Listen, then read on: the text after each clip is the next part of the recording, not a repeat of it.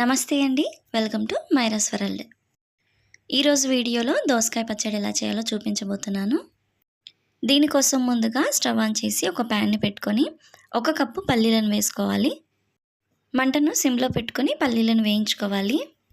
ఇలా మంటను సిమ్లో పెట్టుకొని పల్లీలను వేయించడం వల్ల పల్లీలు బాగా వేగుతాయండి. పల్లీలు లోపల వరకు చక్కగా వేగిన తర్వాత ఇప్పుడు వీటిని ఒక ప్లేట్లోకి తీసుకొని పక్కన ఉంచుకోవాలి.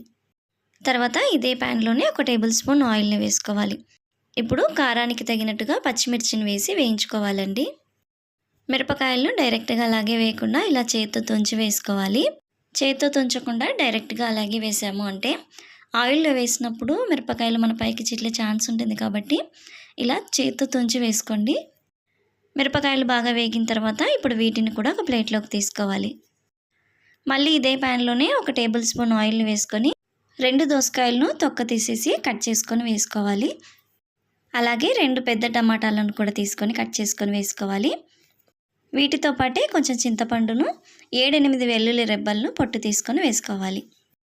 ఇప్పుడు దోసకాయ టమాటా తొందరగా మగ్గడం కోసం కొంచెం ఉప్పును కూడా వేసుకొని ఒకసారి బాగా కలుపుకోవాలి. ఇప్పుడు దీనిపైన మూత పెట్టేసి దోసకాయ ముక్కలు టమాటా ముక్కలు బాగా మెత్తగా మగ్గే వరకు మధ్య మధ్యలో మూత తీసి కలుపుతూ ఉండాలి.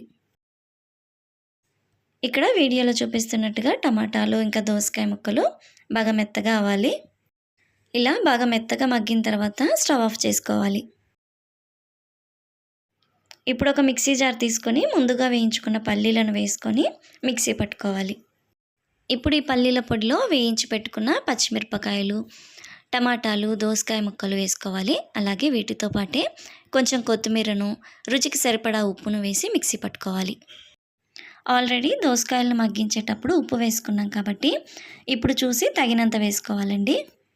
ఇందులో నీళ్ళేమి వేయం కాబట్టి ఒకేసారి మిక్సీ పట్టుకోకుండా అంటే మిక్సీని మధ్య మధ్యలో ఆపుతూ స్పూన్తో కలుపుతూ మిక్సీ పట్టుకోవాలి. ఇప్పుడు ఇందులో తాలింపు వేసుకోవాలి. తాలింపు కోసం స్టవ్ ఆన్ చేసి ఒక గిన్నెను పెట్టుకొని ఇందులో 1 టేబుల్ స్పూన్ ఆయిల్ని వేసుకోవాలి. ఆయిల్ హీట్ అయిన తర్వాత వెల్లుల్లి రెబ్బలను వేసి తాలింపు గింజలను వేసుకోవాలి.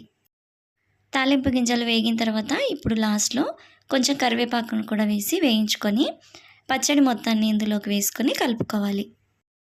ఈ పచ్చడిని మరీ మెత్తగా మిక్సీ పట్టుకోకూడదండి. కొంచెం బరకగా మిక్సీ పట్టుకోవాలి. అంటే అక్కడక్కడ పచ్చిమిర్చి, దోసకాయ ముక్కలు తగులుతూ ఉంటే పచ్చడి రోట్లో నూరినట్టుగానే ఉంటుందండి.